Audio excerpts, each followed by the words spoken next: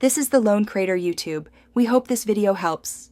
You start by isolating power. Turn off the breaker and verify with a non-contact tester so you don't risk a shock. Once safe, reach up and remove the grill. Many snap out, some use 2 screws, so you can see the motor and blades.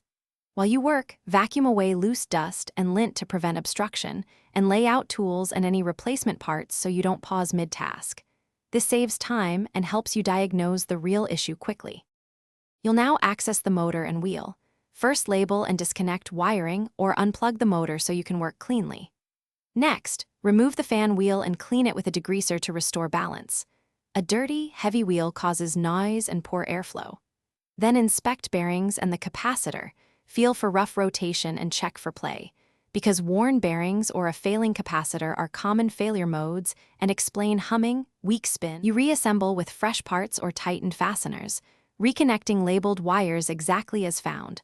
A wrong connection can trip breakers or reverse fan direction. Once done, restore power and test every speed setting while listening for noise and confirming improved airflow at the grill. If performance is still poor, inspect the duct and roof cap for blockage or damage, because restricted ducts mimic motor failure.